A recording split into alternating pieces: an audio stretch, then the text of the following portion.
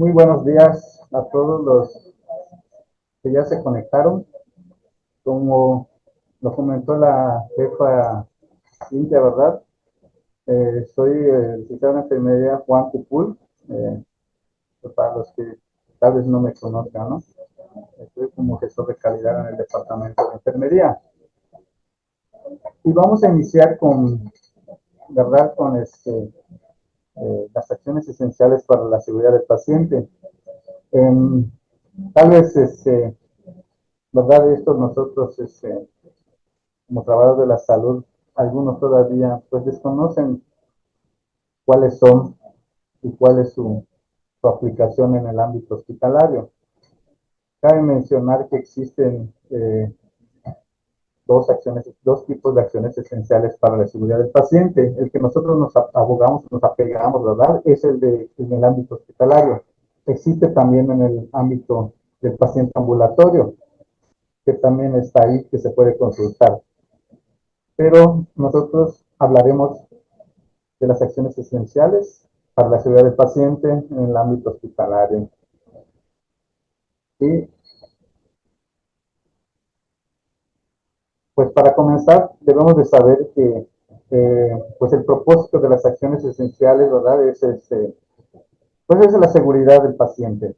Estas acciones fueron diseñadas y creadas por expertos pensando en todas las necesidades para poder brindar una seguridad en la atención de nuestros pacientes.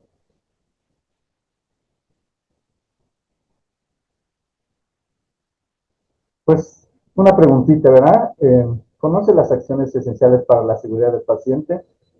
Pues muchos, la mayoría de los que nos conectamos aquí sabemos que sí, pero en las supervisiones, en las acreditaciones que nosotros pues tenemos cada año, pues normalmente hay veces nos preguntan y desconocemos, o tal vez por el mismo miedo, ¿no?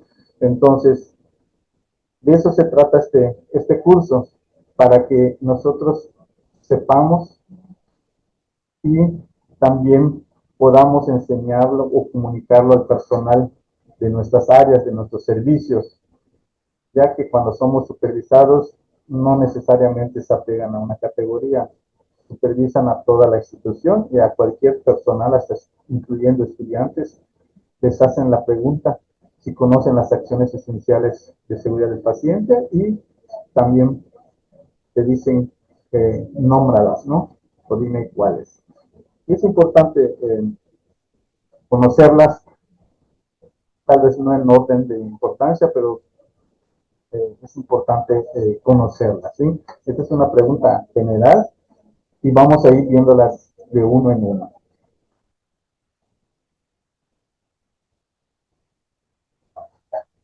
Sabemos que todos los trabajadores de la salud, ¿verdad? Debemos de estar comprometidos en lo que es la seguridad del paciente.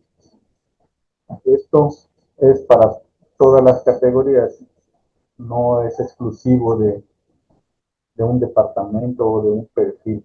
Las acciones esenciales se diseñaron para brindar seguridad a nuestros pacientes, a los usuarios, incluyendo todas las categorías, ¿sí? O sea, no es inclusivo. Muchos piensan o tal vez pensarán acciones esenciales, el departamento de enfermería, ¿no? Estamos equivocados porque no, el personal de enfermería en ocasiones, ¿verdad? Pues es el que los aplica más y el que está pendiente y el que sabe, pero en realidad es para los pacientes. Todos debemos de saber cuáles son las 8 acciones esenciales de seguridad del paciente y cómo se deben de aplicar de acuerdo en el área en donde estamos.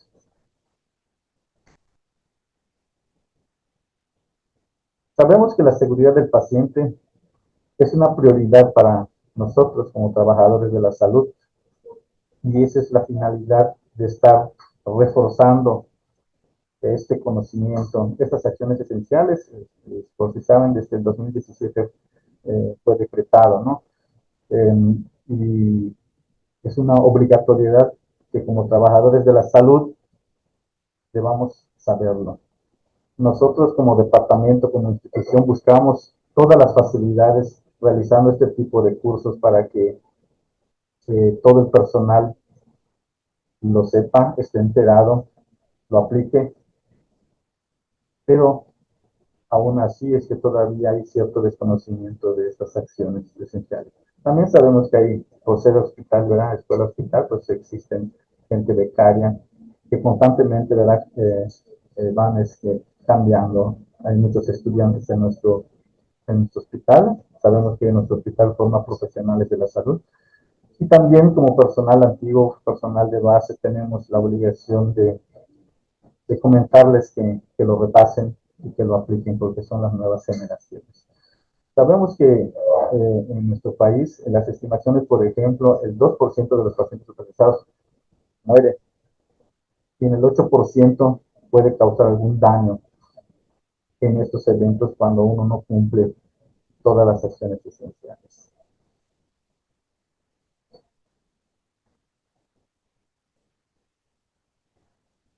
Pues bien, vamos a ver que las acciones esenciales, como les había comentado, prácticamente son 8. ¿Sí? Vamos a empezar con acción esencial número 1, ¿sí? Que pues la mayoría ya conoce, ¿no? La acción esencial número 1 pues trata de la identificación correcta del paciente y tiene como objetivo, ¿verdad?, mejorar la precisión de la identificación de nuestros pacientes, pues unificando este proceso en todos los establecimientos del sector salud, utilizando por lo menos dos datos. Como sabemos, nos exige y nos establece dos datos como mínimo. Eso no significa que los otros datos que tenemos nosotros para nuestros pacientes, para que tengamos mayor seguridad, no puedan ser agregados. Como mínimo nos pide que tiene que tener el nombre completo del usuario o del paciente y la fecha de nacimiento. Esos dos datos son los más importantes para identificar a nuestros pacientes. Unos tal vez pensarán y dicen, bueno, ¿es importante la cama? Sí, algunos otros datos son importantes también. Pero si en alguna ocasión, por ejemplo, creo que no es tan común, pero sí sucede que dos pacientes se puedan llamar del mismo modo, en el mismo currículo. Y caso raro, pero sí ha pasado, ¿no? Entonces, la única eh, dato que realmente va a identificar cuál es el paciente, pues es la fecha de nacimiento, porque sí ha pasado de que se llaman del mismo modo, ¿no? Este es un dato muy importante que hay que pues dejar en claro, ¿no? Que esos datos no pueden faltar. Nosotros cuando pasamos y supervisamos, vemos que en las identificaciones que tiene el paciente, pues no cumplen, hay veces, con ese nombre completo, solo les ponen un nombre o solo tienen un apellido. Entonces, no es lo correcto. Entonces, en la ficha de identificación que nosotros ponemos en el brazalete te dice que el nombre completo. Y sabemos que las acciones esenciales nos establece que como mínimo esos dos datos debe de tener el nombre completo. Si tiene tres nombres, pues los tres nombres hay que poner, porque hay pacientes que sí traen tres nombres. También hay pacientes, ¿verdad?, que solo cuentan con un apellido. Y eso es recalcarlo también, de que pues de verdad es que hay veces hay personas que tienen un paciente, pero es nombre completo. Pues dentro de la identificación del paciente, ¿verdad? Como vemos, existen en la sección esencial número 1, ¿verdad? Em, dos datos importantes y también existen dos identificaciones que debemos pues, de poner cuando el paciente ingresa. Uno de estos, pues como vimos, ahorita lo vamos a ver adelante, ¿sí? En la acción esencial 1A, porque pues se van dividiendo para que podamos identificar punto por punto, ¿sí? Y te habla de la identificación del paciente entre las acciones que se deben implementar para una adecuada identificación. Y dice, el personal de salud debe identificar al paciente desde el momento que se solicita atención. ¿Cómo? con los dos datos que nos piden, su nombre completo y su fecha de nacimiento. Como les dije, eso es como mínimo. Adicionalmente se pueden agregar según las normativas de nuestra institución, ¿no? Nosotros tenemos una ficha en donde pues agregamos el número de cama, el diagnóstico, el tipo de sangre, le agregamos también a veces las escalas de riesgo de caídas, y así sucesivamente. Esos son datos adicionales institucionales y que también nos sirven para poder identificar o evitar algún evento, ¿no? Como en algunos casos manejan el tipo de sangre, que también es importante cuando veamos más adelante, ¿no? La aplicación de hemoderivados, es importante también que estén ahí, ya que, por ejemplo, el tipo de sangre, ¿verdad? Pues se cuenta en el expediente y es tenerlo ya para hacer nuestra doble verificación.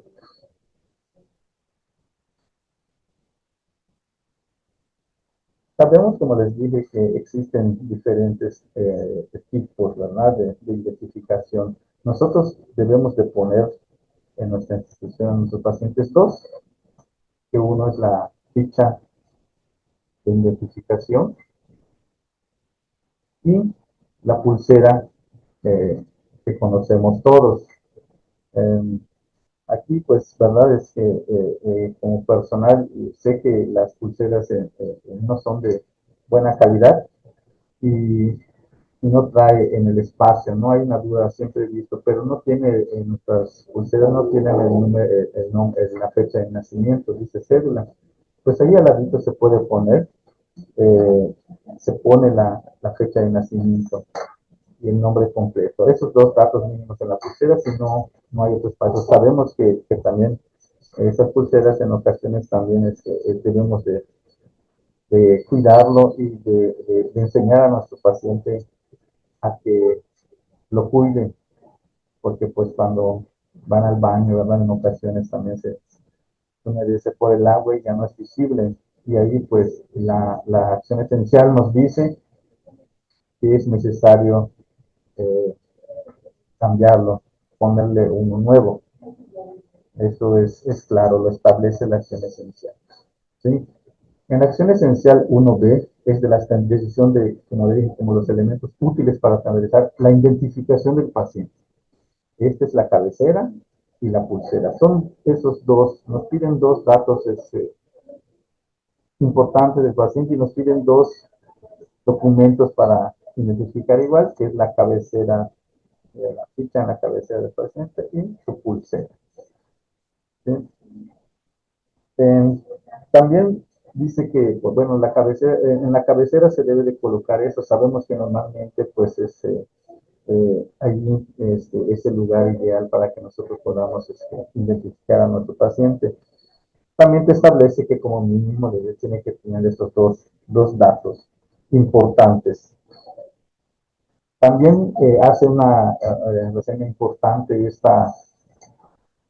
este dato que normalmente te dice, y casi no lo veo en la supervisión, que el nombre del paciente o estos dos datos y la fecha de nacimiento tienen que ir 2-1. ¿Qué significa, verdad? Que debe de estar, que debe de tener la letra más grande que los demás datos, con la finalidad de que pueda verse mejor, identificarse mejor esos dos datos principales que exige la acción esencial, ¿sí? Hacer las letras más grandes esos dos datos y las otras un poquito más pequeñas, ¿no? Que tiene que tener uno de dos, esa es la medida que te dice. También te dice la acción esencial y en este punto, ¿verdad? Ha existido mucha, pues, controversia o desconocimiento de esto. Dicen que con qué color, la acción esencial es muy clara, te dice que debe de ser con una tinta legible, no te especifica, no te dice, ¿verdad? Hazlo con negro o azul, te dice que sea una tinta legible, y entonces tenemos que escoger la tinta más legible, sabemos que la roja o la verde pues, no son tan legibles, entonces las principales, ¿sí? Es azul o negra, entonces no podemos estandarizar y decir, tiene que ser exclusivamente de color negro. Nosotros, como departamento de enfermería, que es el departamento normalmente que nosotros somos los obligados a identificar al paciente, debemos de saber que tiene que ser con una pinta legible. Muchos dicen, pero, ¿verdad? No me, no me otorgan eso, no me lo dan. Y donde lo dice, no hay un oficio. Y en verdad, eh, yo lo veo y les comento, pues es que en realidad si usted lee, ¿no? Las acciones esenciales, uno por uno y punto por punto, vas a encontrar que ahí te dice cómo hacerlo. Y no necesariamente como departamento de enfermería o como institución nos tienen que dar un oficio para hacerlo del modo correcto. Acuérdense que las acciones esenciales para asegurar al paciente, así como otras normas, como las normas oficiales, ¿verdad? Se decretan en el diario oficial de la Federación y eso significa que como trabajadores de la salud estamos obligados a leerlo. No está obligada la institución a que me tenga que informar. La norma 019 que rige enfermería lo dice. Entonces, toda norma, toda ley, todo cambio que se decrete, estamos obligados como trabajadores de la salud leerlo y actualizarlo y aplicarlo, porque de eso se trata. No se trata de que yo me informe la ley, sí, está bien las otras acciones esenciales, pero en mi trabajo yo no lo aplico. ¿Por qué? Porque es una norma, es una ley, es una obligatoriedad hacerlo. Entonces, a estas personas cuando les comenten, es que no me dan, es que no tengo un oficio donde dice que lo debo de hacer con esto y lo sigo haciendo con un color rojo, con un color verde. Ahí dice la acción esencial, tiene que ser una tinta legible. Si tú lo puedes leer, porque yo no lo puedo leer. Entonces, claramente por eso nosotros en nuestra institución hemos elegido el color negro para nuestras fichas de identificación, ya que es el más legible hasta cierta distancia para todo el personal. Sabemos que pues muchos que en verano usamos anteojos, se pueden ver bien, pero no todos. ¿Sí? Entonces, ahí dentro de estos documentos podemos agregar institucionalmente, ¿verdad? Otros datos que, como les dije, el riesgo de caídas, nuestro tipo de sangre y otras cosas que también son importantes a nosotros como trabajadores de la salud, nos sirve para poder prevenir errores, ¿sí?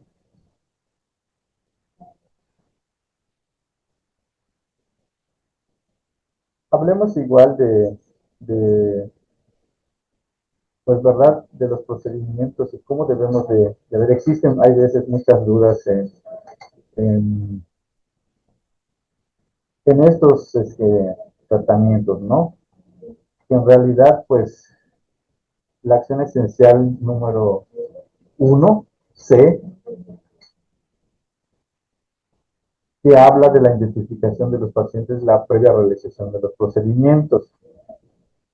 Hemos pasado en los servicios, cuando pasamos vemos que en realidad pues no es que vemos soluciones, paquetes celulares, hemoderivados, medicamentos sin identificación, sin membretes, como lo establece la acción esencial uno. Entonces, aquí dice que el personal de salud debe de comprobar los siguientes datos como mínimo. Debemos, antes de administrar todo tipo de medicamentos, sabemos que tenemos que hacer, tenemos que verificar, antes de administrar infusiones intravenosas con el fin profiláctico, ya sea diagnóstico o terapéutico. También dice que antes de la transfusión de hemoderivados tenemos que realizar esta acción, antes también de la extracción de sangre u otras muestras de análisis. Debemos de corroborar el nombre del paciente y la fecha de nacimiento. Muchos pensarán que es algo sencillo y no suceden errores, pero en realidad yo he visto que sí suceden, simplemente por no corroborar que sea el paciente correcto. Y tal vez ¿verdad? Los que no han tenido la experiencia para decir que estas cosas no suceden, no le den tal vez la importancia al hecho de poder identificar, de hacer este tipo de identificación, porque pensamos que no va a suceder nada, pero hemos visto que han realizado laboratorios equivocados, han sacado muestras de sangre a pacientes equivocados, era el paciente de al lado, así como en ocasiones han registrado, ¿verdad? Han traído un hemoderivado a algún paciente porque lo trae el interno, que es un becario, que no tiene la experiencia, la pericia y no conoce a los 40, 45 pacientes que hay en un servicio, ¿no? Entonces, el personal de enfermería, que es el encargado de la administración, debe de hacer su doble verificación y en ocasiones tampoco lo hacen. Nos hemos visto que han sucedido eventos adversos por la falta de identificación correcta de esto. También ha sucedido, pues, los cuasifallas, que veremos más adelante también de todas las acciones. El personal, pues, tiene la capacidad se tomó la verdad, es que el cuidado de ver la identificación antes de, antes de aplicar esto. ¿Sí?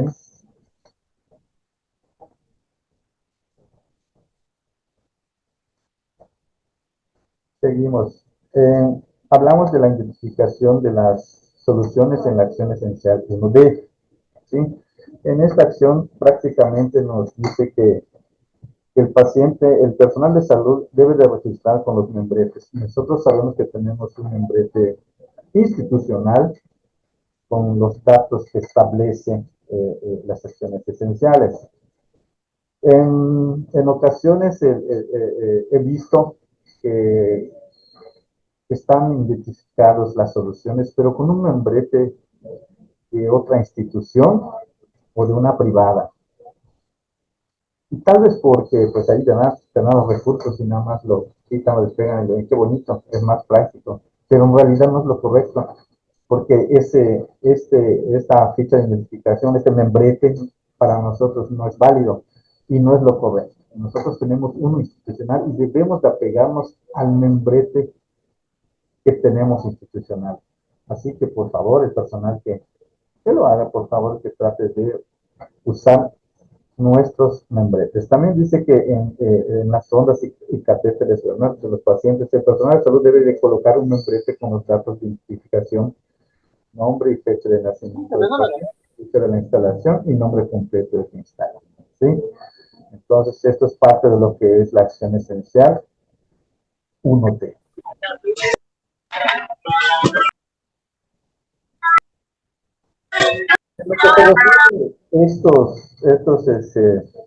¿Verdad? En esta acción esencial que vamos a ver, acción esencial 1E, ¿no?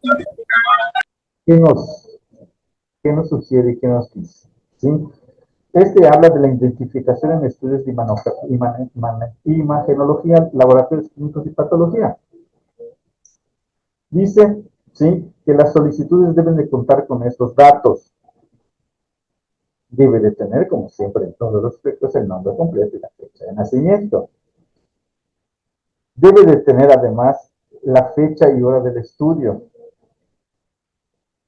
identificación del solicitante del estudio y también el diagnóstico probable. ¿No? Un estudio de rayos X le piden, por ejemplo, unos estudios de rayos X tal vez de una serie de cráneos, ¿no? ¿Y por qué? Pues vamos a descartar si hay posible fractura. ¿Sí? Las placas radiográficas deben de contener el lado derecho los datos de identificación del paciente, el nombre completo y la fecha de nacimiento, fecha y hora del estudio, identificación del establecimiento, clave o iniciales del profesional que realiza. El personal que realiza el estudio debe especificar en los resultados del mismo la existencia de incidentes o accidentes durante el proceso del caso que haya existido. También nos dice que el personal de laboratorio y patología deben de verificar que los datos de la etiqueta del recipiente de la muestra biológica coincidan con los datos de la solicitud. Esto parece no común, pero sí se pasa de que, por ejemplo, en ocasiones nosotros nos podamos decir, y hace poco, por ejemplo, tuve un caso en donde, verdad, es que se realiza, y parece que no pueda suceder, ¿no? Algo tan simple, y dices, bueno, voy a llenar el formato, voy a hacer una solicitud en el estudio, y no le pongo el nombre del paciente o no le puse un dato, solo puse la cama. Entonces ahí para los responsables para, ¿verdad? En este proceso, sabemos que debe de haber un camillero, el médico que hace la solicitud y el personal de enfermería también verificar que a su paciente ¿verdad? Que va a ser trasladado y van a realizar el estudio sea el correcto. Y parece nada, pero hace un mes, 2 meses pasados, ¿no? Se hace una solicitud de una tomografía y el camillero viene y pues sí, dice el número de cama y se basa en el número de cama, voy a bajar al paciente y pues, termina bajando al paciente y pues tampoco laboratorio, ¿no? Le hacen el estudio, pues resulta que al final de cuentas no era el paciente, era otro paciente. O sea, que le hicieron un estudio equivocado a un paciente pediátrico simplemente porque no siguieron estos requisitos. Y en verdad todos, porque ni siquiera el médico radiólogo, ¿verdad? Pudo determinar si en el pulso el niño se llamaba igual, solo la cama. Al no contar con uno de esos datos, el estudio no se debió haber realizado. Entonces, el personal de enfermería tampoco corroboró que ese paciente no era para llevarlo para el estudio, pues el camionero dijo, yo lo bajo, ese es el número de cama, y se realizó el estudio, una tomografía a otro paciente equivocado. O sea, nos damos cuenta que las acciones esenciales de seguridad del paciente pues no sé si las desconocen o no las están cumpliendo porque están diseñadas todas estas acciones para evitar este tipo de cosas. Y muchos dirán, pues no le pasó nada al pacientito, ¿verdad? Le hicieron una tomografía nada más, sí, pero la radiación que tiraron era necesaria, no. ¿Y los costos? ¿Cuánto cuesta? O sea, no nos ponemos a pensar en esa magnitud, ¿no? De que en realidad al paciente pues ya le dieron un poquito de radiación y que a lo mejor ahorita no lo necesitaba en sí y los costos que se generaron por ese estudio, entonces simplemente por el hecho de no realizar las acciones esenciales, estos pasos que nos dicen nombre completo y antes de realizar el estudio tengo que corroborar que el paciente y la mamá está ahí, pues claro, ni la mamá sabía que le iban a hacer un estudio al pobre niño, entonces bájalo aquí, pues sí, lo van a hacer. Entonces se cometen este tipo de pequeños errores. Y es entonces, pues, es para que pues sepamos que por experiencia estas cosas suceden. Y así como estas, yo les puedo platicar otras cosas que son tan sencillas de evitar, aplicando y cumpliendo esta acción esencial que acabamos de ver, como la identificación correcta. Están los puntos ahí. Es mucho hablar que yo les diga todo. Tendrá que el personal de salud tendrá que leer un poco para que con la práctica vayan sabiendo cómo hacerlo correcto. Y es tan sencillo, ¿no? Si el formato te está diciendo que debe de tener esos datos y no los ponen, entonces por eso se cometen errores. Miren, acuérdense que eh, eh, esto sucede y llevamos a un evento adverso. Pero ¿por qué nos llevó a un evento adverso? Por una omisión de funciones. Esto sí es sancionado, la omisión de funciones es sancionable. Nos llevó a un evento adverso, ¿sí? ¿Por qué? Porque no le puse los datos correspondientes y tampoco lo corroboraron los demás. El médico hace eso, no le pone el número de cama nada más. La enfermera tampoco corroboró que era su paciente. No conoce también a su paciente, ¿verdad? Porque si no diría, no es este paciente que vas a llevar porque aquí se equivocó. ¿Dónde está la comunicación efectiva? Que es el siguiente acción esencial que vamos a ver, ¿no? Entonces es ahí donde cualquier duda tenemos que aclarar con el personal que el médico de todos, hasta camillero está obligado, por eso les digo, no solo es, no, las acciones esenciales no solo es para el personal de enfermería, para el personal médico, para los trabajadores sociales, para todos los trabajadores. Ahí el camillero, pues le puedo asegurar que no conoce las acciones esenciales, porque si los conociera en su momento, no darse cuenta que solo la cama tenía, no tenía nombre, hubiese preguntado a la enfermera al médico, se corroboraba y no se cometía ese error. Pues así de sencillo es este tema, pero si se dan cuenta es muy importante y así como este pequeño evento que sucedió, ¿verdad? Es que les puedo yo comentar que existen más. Entonces, si alguien tiene alguna pregunta,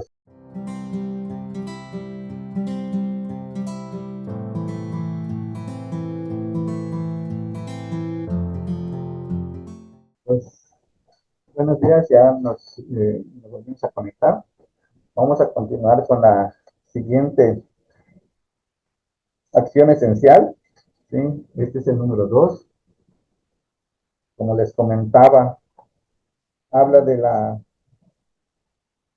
comunicación efectiva. Y ahorita vamos a,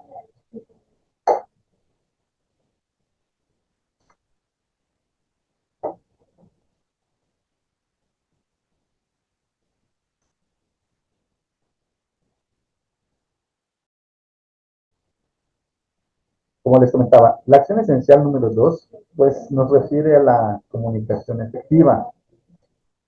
Entonces tiene como objetivo, ¿verdad?, principal, pues mejorar la comunicación entre todos los profesionales de la salud, pacientes y familiares, a fin de obtener información correcta, oportuna y completa durante el proceso de atención.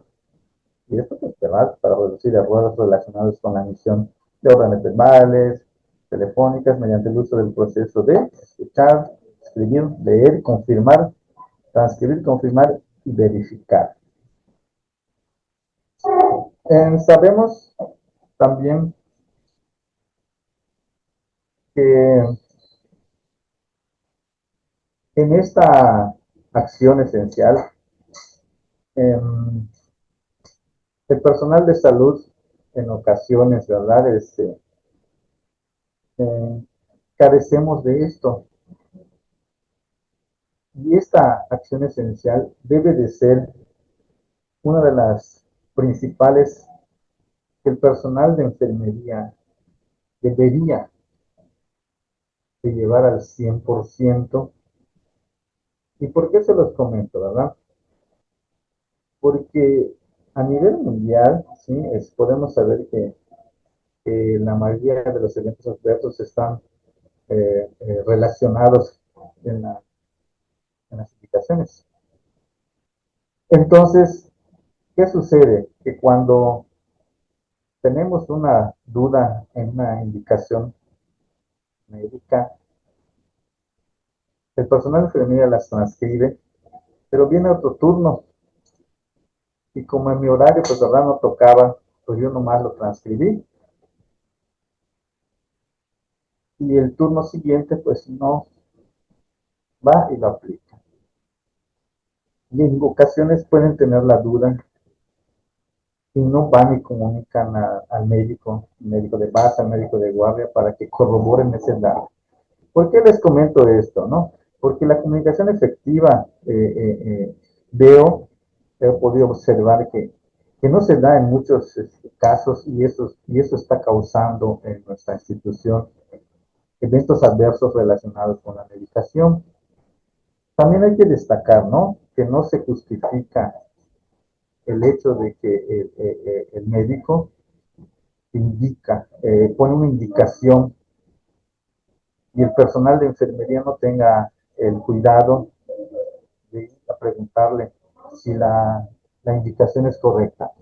¿Por qué? Porque he visto, ¿no? O sea, si tú atiendes a un paciente y ves que tiene indicado 500 miligramos de tal medicamento, yo tengo que corroborar que sea esto. Y si noto de que un día anterior el paciente tenía 100 miligramos y ahora tiene 500 o viceversa, Yo digo, tengo esa duda, ¿por qué le cambió la indicación? ¿Se equivocó el doctor?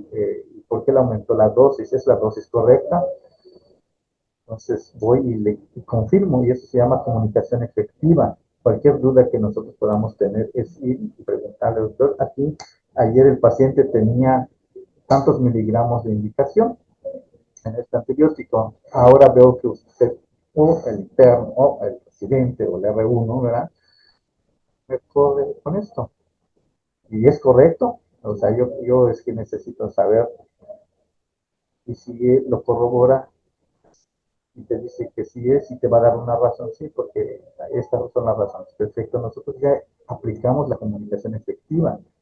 Y la mayoría de las veces hay veces ese error de dedo, como dicen, o de máquina, y sucede que en lugar de 50, tenía 50 miligramos de vancomicina, etcétera, ¿no? Y se le puso un cero más y ya tenía 500. Entonces ahí simplemente nosotros no podemos decir, si en la indicación anterior tenía esto, hoy por qué tiene esto, voy a confirmarlo, voy a aplicar mi comunicación efectiva, que es la acción esencial. No.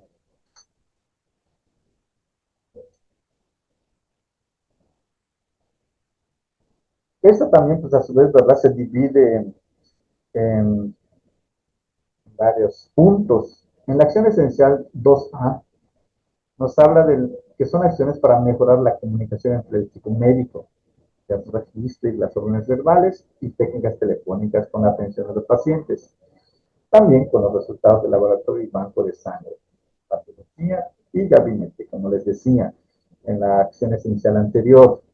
Habla igual de esto, la comunicación efectiva es muy importante, y no solo en la parte de salud. Aquí, acuérdense que les dije que aplica también para familiares y para pacientes.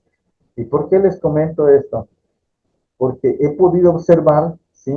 Durante mi experiencia como asistencial, el hecho de que el paciente te diga, no me pongas insulina, es un ejemplo, porque tuve 100, pero es que está indicado y te la tengo que poner. Pero es que si me la pones, se me va a bajar, dice la azúcar, le dice el paciente. No, pero está indicado, te lo voy a poner.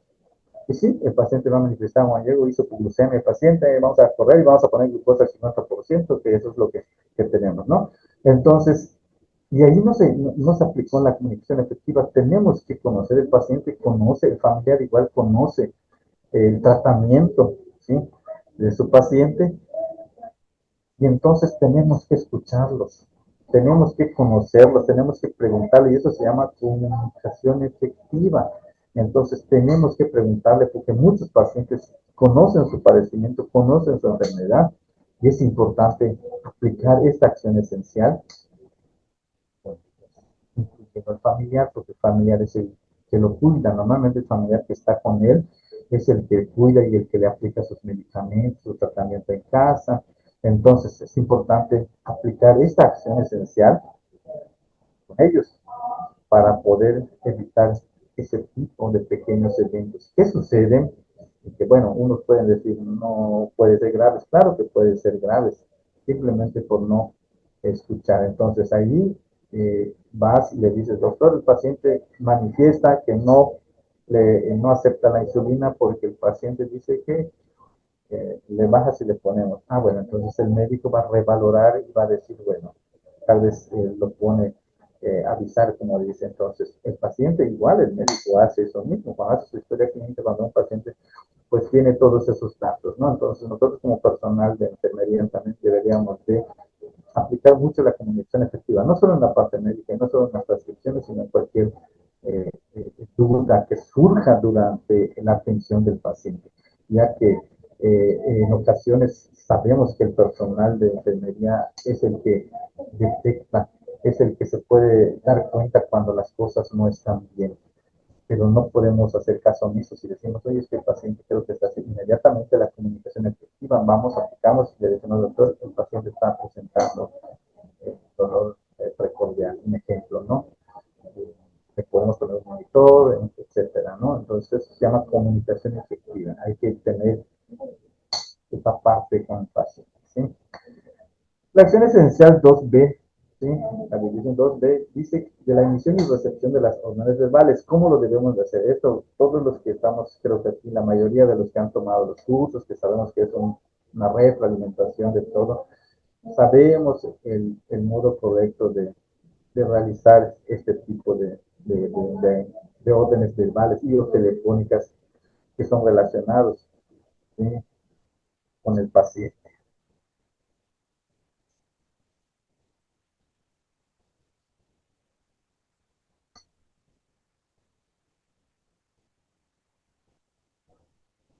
Continuamos y vemos la acción esencial 2B1, que habla del proceso de escuchar, escribir, leer, confirmar, transcribir, verificar. Y nos dice que el personal de salud que reciba cualquier indicación verbal o telefónica debe de anotar en la bitácora los datos de identificación del paciente, como lo habíamos dicho, el nombre completo, fecha de nacimiento, nombre y cargo y firma de la persona que emitió la orden y que recibió la orden. También nos dice que el personal de salud que emita o reciba cualquier indicación verbal o telefónica debe de cumplir con los siguientes puntos, ¿sí? La persona que reciba la orden debe de escuchar, ¿sí? La persona que recibe la orden también debe de escribir. La que recibe la orden también debe de leer la orden de la persona que emitió. También nos dice que la persona que emitió la orden debe de confirmar la información si es correcta. O sea que hay que escuchar y confirmarme. Entonces usted me dijo que es tantos miligramos para tanto tiempo así, sí, es correcto. Entonces hay que confirmar esa indicación por vía telefónica. También nos dice que la persona que recibió la orden debe de transcribirla, hay que escribirla. El personal que emitió la orden también debe de confirmar y verificar que se encuentre en el expediente clínico, o sea, también debemos, después de todo, ¿verdad? También debemos de hacer los registros en el expediente en el formato correspondiente. En nuestro caso, también es que nosotros tenemos en las instituciones una bitácora de, cada servicio tiene una bitácora de indicaciones verbales, cosa que la verdad sí las contamos, pero pasamos a supervisar y no encuentro ninguna, tal vez porque no se realizan en el servicio o tal vez porque no lo hacen. Pero acuérdate que si reciben una orden, hay que hacer estos pasos con la finalidad de hacerlo correcto, ¿sí?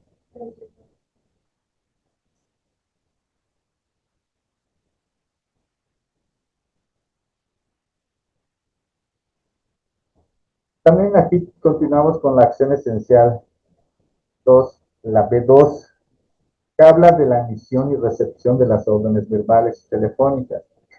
Como les estaba yo diciendo, tenemos que escuchar, ¿sí? La persona que recibe el orden debe de escucharla atentamente. La persona que recibe el orden también debe de repetir en voz alta, o sea que también debemos de repetir en voz alta. ¿La indicación correcta es esto? Sí. La persona que recibió la orden debe de transcribirla, o sea que también tenemos la responsabilidad de escribirla en la bitácora, claro, después de haber atendido esa indicación. Entonces, el personal, normalmente esto sucede, podemos decir que no es común, pero, pero en realidad no solo se da entre el personal médico, ¿verdad? Y la enfermería. En el personal, por ejemplo, hay veces el médico pues eh, está dando consulta y el residente o luego uno quiere confirmar alguna orden sobre el cambio de salud del paciente en piso y le manda un mensaje de texto y le dice que tiene esto, porque nosotros ya le avisamos de que ya aplicamos la comunicación efectiva en decirle que el paciente, pues, ¿verdad? Tal vez tenga una taquicardia o una bradicardia y le preguntamos al doctor, qué acciones tomar, y, pero como es R1, ¿verdad? Necesita la autorización tal vez del R3, del R4, de base. Y entonces realiza una comunicación y decirle qué hago. Entonces, ahí estamos hablando de que se están haciendo indicaciones verbales por medio de texto. Entonces, nos dice, sí, eh, le vas a poner esto. Y es una indicación verbal. Nosotros vamos, ¿qué hacemos? Lo hacemos, pero después tenemos que registrar en nuestra bitácora que la indicación fue por orden médica verbal. ¿Y quién fue? El doctor fulano de tal, ¿no? Y lo fuimos para que tenga validez el hecho de que esa acción esencial se llevó conforme a esto. Debemos de saber, ¿verdad? Y recalcarles que estos pasos que, que se hacen son para evitar errores, son para evitar eh, daños, lesiones al paciente o eventos adversos. Y todos estos puntos, que son todos en general importantes, pues verdad están diseñadas para evitar cualquier tipo de evento adverso y lesión a nuestros pacientes, para hacer simplemente lo correcto. No significa, ¿verdad?, que, que al aplicarlo al 100% no exista un porcentaje, ¿verdad?, de que puedan suceder ciertos eventos, pero aplicando las acciones esenciales para la seguridad del paciente en todos los puntos, evitarán o disminuirán al mínimo el hecho de que estos eventos puedan suceder. Entonces, por eso yo les recalco que es importante llevar a cabo todos estos puntos que les estoy mencionando cuando sea necesario y se dé. La comunicación efectiva es una de las acciones esenciales de suma importancia dentro, ¿sí?, en el área médica, pacientes y familiares. Es muy importante que lo apliquemos como debe de ser.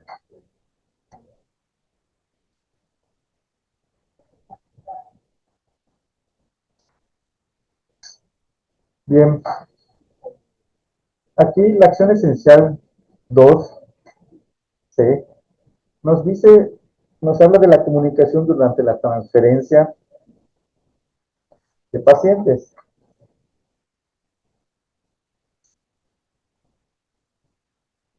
Dice, el personal de salud utilizará la técnica SAER, por sus siglas en español, ¿verdad? También sus siglas en inglés, SBAR. Entonces, ¿cuáles son las recomendaciones que nos dice esto? ¿Y cuál es lo importante de aplicar estos puntos? Estos puntos parece eh, que no se está aplicando, ya que en realidad es que los enlaces de turno, a eso me refiero a lo que es lo particular, ¿verdad? En el área de enfermería, pues suceden muchos eventos porque no se están aplicando estas recomendaciones, ¿sí? No se aplican y dicen el enlace de turno, ya llegué, ¿cómo están los pacientes? Así, bien, bien, no hay pendientes, no hay pendientes. Está bien, ya te puedes ir. Resulta de que cuando ya pasan ya directamente con el paciente, se dan cuenta que el paciente está descanalizado, que tenía un estudio pendiente que no le dijeron, que tenía el cambio de la sonda vesical que se requiere de cambio porque ya venció. Y entonces, y vienen los problemas, ¿no? ¿Y por qué existen? Porque simplemente no están aplicando esta acción esencial como lo marca. Entonces, en esta acción esencial nos dice que debemos de, en sus siglas, ¿verdad? En inglés dice SAE. ¿Qué significa? La S significa, ¿verdad? Situación, la situación. ¿Qué debemos decir? El personal de salud debe de presentar por nombre y cargo en el lugar de trabajo, ¿sí? También nos dice que debe de mencionar el nombre completo del paciente y la fecha de nacimiento con los datos, ¿sí? Este es cuando se entrega, ¿no? Es paciente en Pedro Pau Puro Ruiz, ¿no? Y, y se tiene que decir así. También dice que hay que decir en el servicio que se encuentra, pues en el área de medicina interna, en el área de cirugía, en el área de urgencias. Describa brevemente el problema del paciente, su condición actual, sus aspectos clínicos relevantes, incluyendo los signos vitales. Entonces, eso yo no lo veo comúnmente. O sea, prácticamente los enlaces de turno se dan, como les comentaba, así, cuando en realidad existe esta forma, esta obligación en la acción esencial número 2, para que se realiza y vamos a evitar, como les digo, siempre, siempre, esos eventos que suceden, ¿no? Que no se dan cuenta porque simplemente, ¿verdad? No aplican estos puntos clave que son para que nosotros podamos conocer a nuestro paciente desde su nombre completo, cómo se llama, de lo que se hizo, lo que se realizó en el turno, cómo pasó el turno el paciente, qué cambios hubo, qué acciones continúan, porque acuérdense que es continuidad en la atención del paciente. Se acaba el turno, pero se debe de continuar con la atención y hay cosas que se debe de hacer con continuar en los siguientes turnos, hay veces más de 24 horas, hasta que el paciente se pueda ir, ¿no? Entonces, si nosotros realizáramos esta técnica, les puedo asegurar que se evitarían muchos eventos adversos, ¿no? También nos habla de la A, que es antecedentes, nos dice cuál es el motivo de su ingreso. Pues el paciente ingresó por un traumatismo craneoencefálico, esto. Los datos significativos de la historia clínica, ¿no? Es un paciente de tantos años de edad, que viene de un accidente automovilístico que sucedió allá, ya. Y su diagnóstico principal de ingreso, y si ya está definido su diagnóstico principal, pues mencionarlo. Sí, un accidente, pero tuvo una fractura de tibia y peroné derecho. Expuesta, no expuesta, ¿sí? Entonces, eso es importante. También debemos de decir qué procedimiento se le hizo durante el turno, ¿sí? ¿Qué procedimiento se le hizo? No, pues pasó a lo mejor a un lavado mecánico a las 7 de la mañana y a las 12 regresó. Solo le hizo un lavado mecánico. Hay que registrarlo e informarlo, ¿sí? Y si está pendiente, también hay que decirlo. También debemos de decir qué medicamentos, ¿no? Su tratamiento, pues vino de lavado mecánico, se le inició su profilaxis, tiene cefotaxima cada 8 horas, ceftriaxona cada 12, o tiene analgésico, o vino con muchos dolores musculares, se tiene 2 analgésicos, ¿sí? Entonces hay que decirlo, aunque están en nuestros registros clínicos por obligación, pero también hay que decirlo, y si por alguna razón se le agregó algo adicional, también. También se debe de decir cuáles son los líquidos administrados. Normalmente no decimos, ¿no? Pero dices, el paciente pues prácticamente se llegó después de su lavado mecánico, se le dio su dieta blanda, con una gelatina, con un jugo, además tomó 200 mililitros de agua.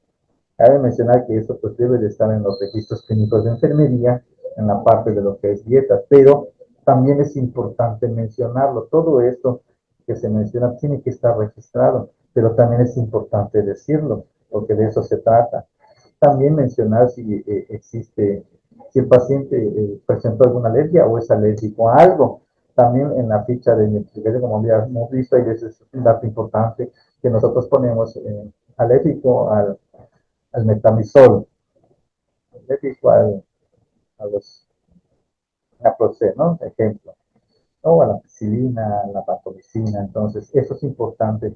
En ocasiones, hay veces no está en la ficha de identificación, pero nuestros registros clínicos de enfermería lo debe de decir, pero también es importante mencionarlo verbalmente a la hora de entregar, porque son partes importantes, o sea, son puntos importantes que el personal debe de salir, debe de saber. ¿Sí? También es importante, hay veces, mencionar sobre los resultados de laboratorios, ¿no? Como dicen, es que yo no soy médico. Bueno, pues sí es cierto, pero pues en una placa tú tienes que saber si el paciente vino con una férula y si tuvo fractura o no tuvo y qué tipo de fractura, porque dependiendo del tipo de fractura, yo puedo saber qué cuidados tengo que aplicar en cada uno, porque no es lo mismo una fractura, ¿verdad? Desplazada, una fractura pues completamente expuesta, ¿no? Que terminó con lavado mecánico a una fractura que está prácticamente alineada y no requiere ni siquiera de una intervención quirúrgica. ¿De acuerdo? Entonces, es importante también decir todos los dispositivos, ¿no? Que tiene el paciente.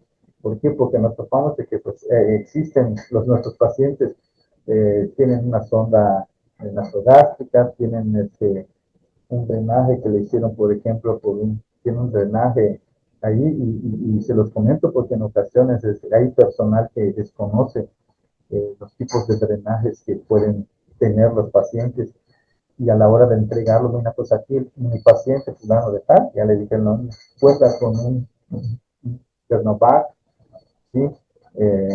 Está situado en el sitio quirúrgico, entonces hay que informarles qué tipo de drenaje tiene, porque existen muchos. Todos los dispositivos que el paciente pueda tener, así como los catéteres centrales, el catéter periférico, las ondas vesicales, ¿sí? Es importante mencionarlo también y revisar que esté correctamente fijado e instalado, porque no solo decir, cuenta con una sonda nasogástrica al paciente, y cuando le van a dar su alimentación, se dan cuenta de que está más afuera caliente y solo estaba en la garganta. Y ya se salió, ajá, pero ¿por qué? Es importante que aparte de mencionarlo, el personal de enfermería que a recibir esté correctamente. Igual en la visita médica, que muchos de los veo en la visita médica pasan y tampoco se fijan en eso. Sí, tiene y vamos con el siguiente.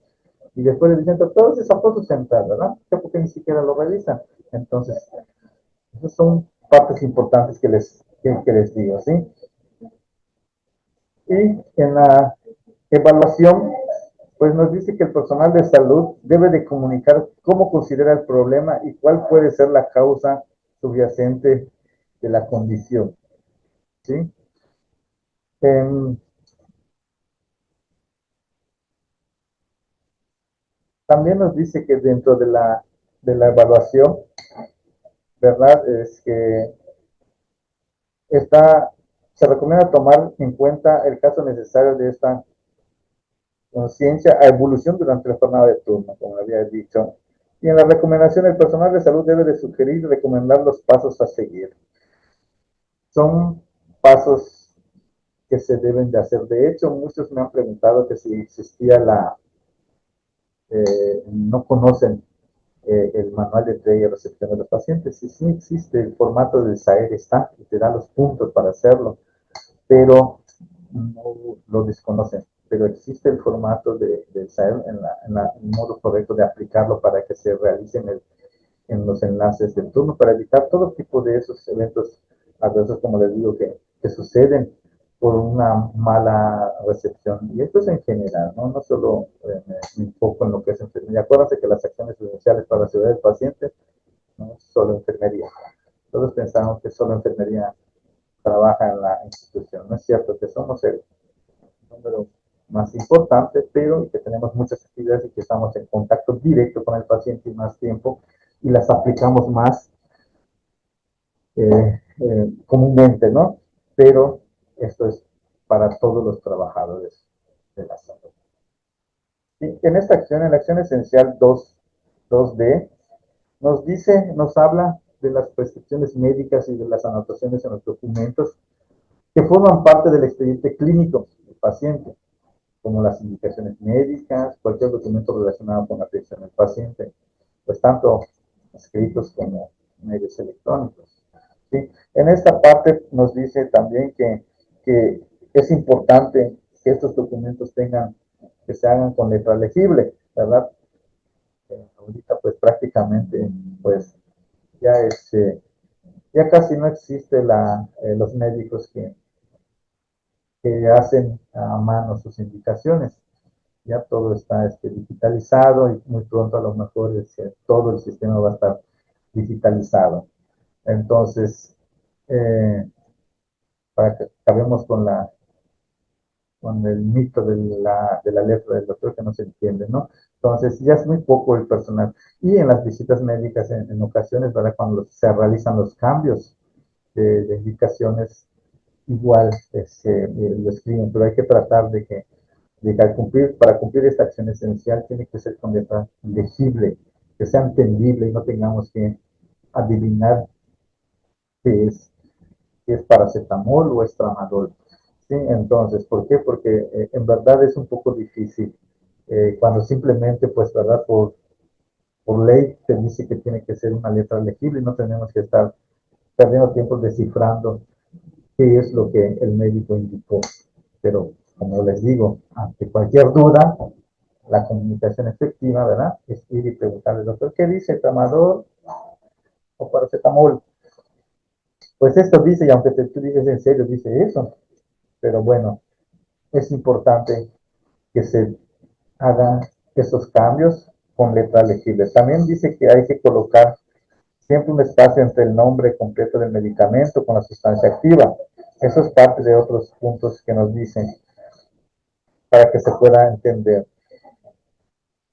¿Sí? Cuando la dosis es un número entero, también nos dice que nunca debe describirse un punto decimal. Eso es parte de lo que ya sabemos cómo debe hacer, ni un cero en la letra derecha. Dicho punto decimal, como por ejemplo, te dice, digamos, incorrecto, cómo hay que hacerlo correctamente.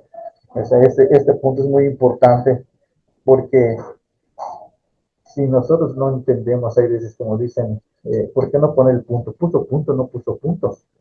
Y entonces esas pequeñas dudas de transcripción hay veces nos puede llevar a cometer errores por no preguntar o por tener esa duda. Pero como yo siempre les he dicho, bueno, ¿verdad? A cualquier duda, nosotros estamos obligados como personas de la salud a aplicar la comunicación efectiva y ir a preguntarle al médico responsable eh, eh, eh, cómo es la indicación, porque no es lo mismo, el punto nos puede hacer la diferencia. Y como les decía, el punto y un cero, ¿no? Hace la diferencia entre la dosis y al no tener, al no tener la certeza de que esa indicación es correcta, pues verdad tenemos que ir a preguntarle al médico aplicando simplemente esta acción que es acción. La acción esencial 2E nos dice que la notificación de valores físicos de laboratorio, patología y estudios de gabinete. También los responsables del laboratorio, patología, gabinete, deben de notificar directamente al médico responsable del paciente, a los médicos residentes o a personal de enfermería. También dice que los pacientes ambulatorios, ¿verdad? De cada establecimiento, ellos deben de contar con un procedimiento para comunicar los resultados críticos a los pacientes. ¿Sí?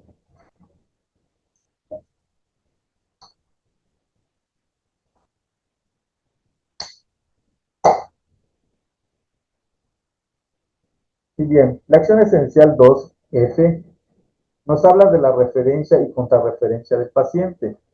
¿Sí? Nos dice cuáles son los puntos que debemos de tomar en cuenta. Debe de decir que lo debe de elaborar un médico del establecimiento y debe de contener nombre completo del paciente y fecha de nacimiento. Eso es de cajón en todos los trámites y en todos los registros que debamos de hacer.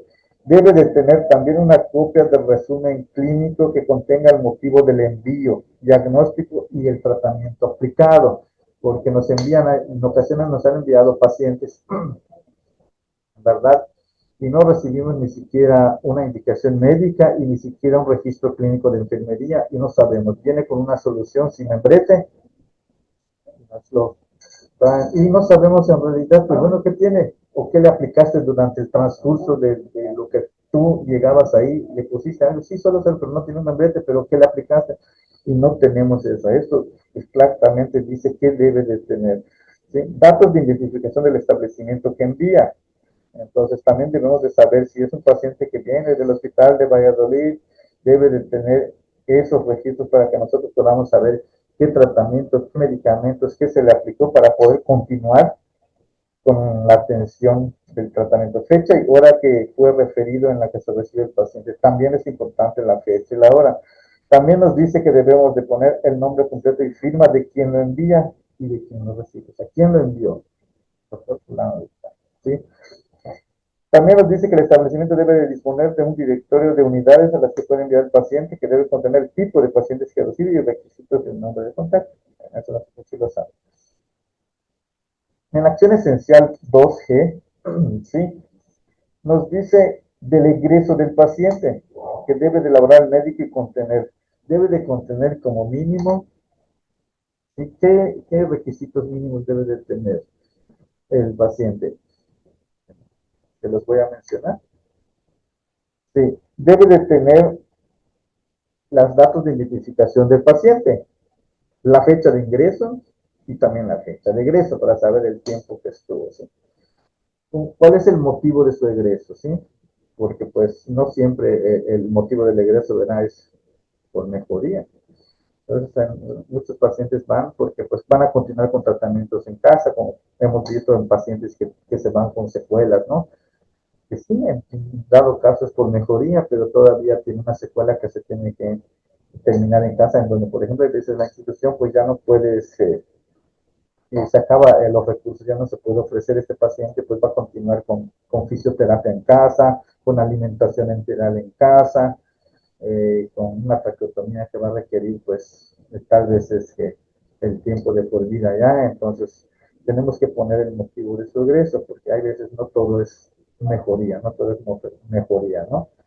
En algunos casos hay pacientes igual que ingresan y por una cirugía, por ejemplo, hay que un paciente de cirugía, no acepta la anestesia y que pues al no aceptar la anestesia pues se tiene que ir, ¿no? Si le damos de alta, pero no se fue por mejoría, simplemente no aceptó, creo, la anestesia y al no aceptar la anestesia no se le puede realizar el tratamiento, a lo mejor le dan de alta para reprogramarla, ¿no?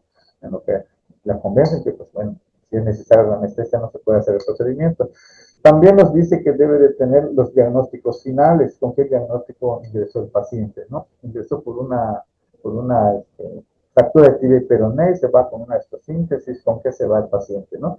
¿Cómo se va? También es importante ponerlo en la hoja de egreso. Y al final sabemos todos los que hemos dado altas de los pacientes, sí, ¿verdad? Que los médicos igual ponen es que el resumen de la evolución, prácticamente una evolución como vino, los días que se le hizo, tratamiento y al final se le pone el estado actual del paciente. También nos dice que hay que poner el manejo durante la estancia hospitalaria, incluyendo la medicación relevante y administrada durante el proceso de la atención.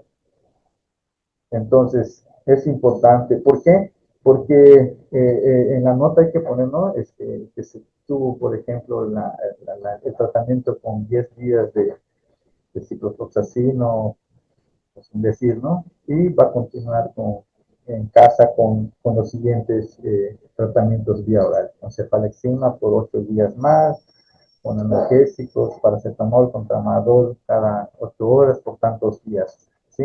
Es importante también que se diga. También hay que poner en la hoja del egreso los problemas clínicos pendientes, o sea, que si por ejemplo el paciente hay veces le dicen, pues hay que realizarle a ese paciente que se fue, hay que realizarle una tomografía de control en 30 días más. Entonces, también en ocasiones hay veces hay estudios pendientes para confirmar su evolución y deben de hacerse esos estudios antes de que venga su cita en la institución. Lo citamos en 30 días, por ejemplo, por el médico y le pide unos rayos de control o laboratorios de control. ¿Sí? Entonces es importante poner en la hoja cuáles son los estudios pendientes por realizar antes de su siguiente consulta aquí en el hospital. Y también, pues como les decía, se pone el plan del manejo y tratamiento. ¿Sí? Sabemos que cuando se les da de alta le ponemos aparte del tratamiento farmacológico que se le da en casa para continuar, también se le dan los cuidados, se le debe describir cuáles son los cuidados que debe de requerir en general sobre su dieta, sobre su alimentación, qué cuidados debe de tener la herida, ¿sí? Y qué alimentos iguales que debe o están prohibidos en ocasiones normalmente, ¿verdad? Es que se les impide, se les pone claramente